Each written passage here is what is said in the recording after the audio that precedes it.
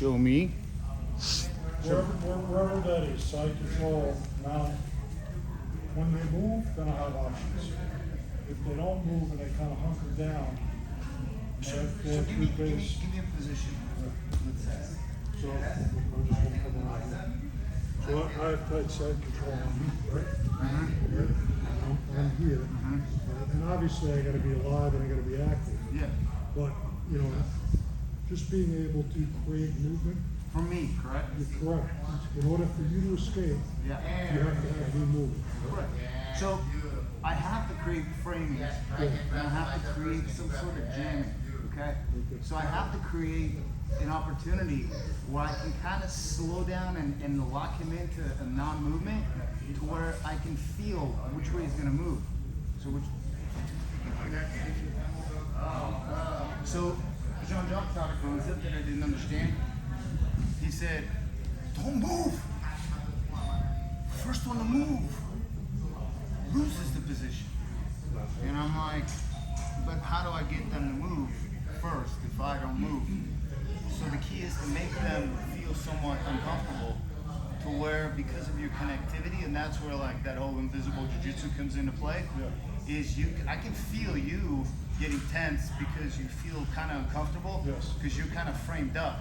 So I can feel your movement, but I have to be already ready to move the second he moves, because I have to visualize from his perspective what I would do and where I could possibly move if I were in his position, even though that I'm on the bottom.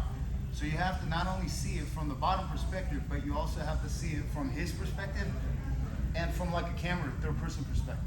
The second that you can kind of go 360 around yourself and see what it looks like, you can begin to already visualize where his legs are, his hands are, and you can already begin to understand the position a lot better than just the fact that you're on the bottom.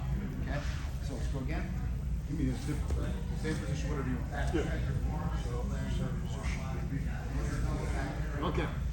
So here, I know one thing. This I have to watch out, because I know that he could begin to attack a Kimura, okay? But maybe here, you see how my leg is up right here, okay? Because I don't really want him to mount. Let's rotate this way. Okay? Now from here, I'm framing his hip also. But I also know one thing, that this for me is an underhook, okay? So the second, and you need to be able to also change direction.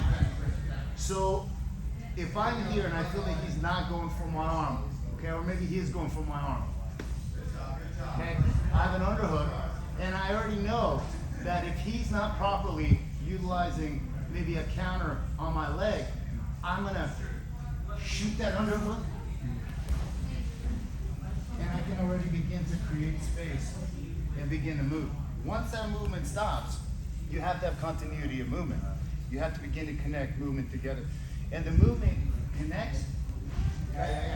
Good. Feet, hips, shoulders, feet, hips, shoulders, so you can begin to create space.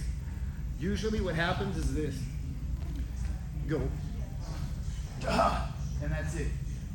There's no feet, hips, shoulders, because there's three movements. Feet, hips, okay? From here, I can't move my hips anymore. I gotta move my shoulders. So I unfold. And then I gotta recoil. And then I gotta expand. If I get feet, and I move my hips, and he jams my head, and I can't move the head, what can I possibly do? So I have to be able to frame, to move the head away, to begin to create space and begin to insert frames to create the space. But framing is body. You create frames in order to create space. But you can't do one movement. There has to be an understanding that, like, it's like saying, I'm trapped, but there's the door. And you're like, I'm gonna break myself free, but I'm gonna make one step. No, you're gonna head for that door and you won't stop till you have it until you're safe, right? Same thing out of bad positions. You do not stop. And whatever the improvement is, I guarantee you, it's gonna be better than where you were. But you gotta use your first knees and feet, elbows, hands. You gotta, give me another position. I'm running out of positions, dude. Well, you can cycle a couple times. Yeah, I did. Yeah, go ahead. I was gonna say high mount. High mount. Okay? High mount. So on high mount, okay, I know that I really screwed myself here, okay? So this is a problem for me, right?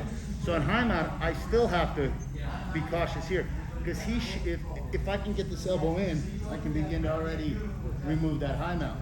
But typically they'll keep the here, okay? So look. 2 more minutes, guys. 2 more minutes for this. For example, but notice I can't stop moving. I have to recognize. If he were to not let me dip his head and he weren't able to, and I weren't able to hook my feet, look. Over here. Yep. I thought you said you were only training 2 years. I was like, there's And you keep moving.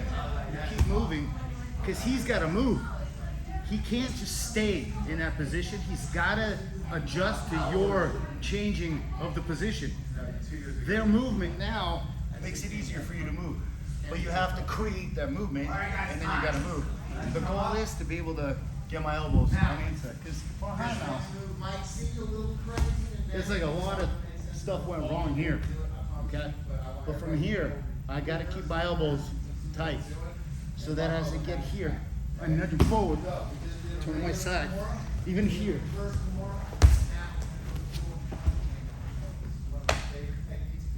You see how much movement there was. But you create the movement and then you go. But you don't stop, look at that chair if this whole building's on fire. That makes sense? Head right out the door. So pick positions, framing, and feel them. Make them uncomfortable and be in a position where you move, but move already to improve your position. Don't just move once. Ready? 1, 2, 3. Work together however you guys want to start in positions.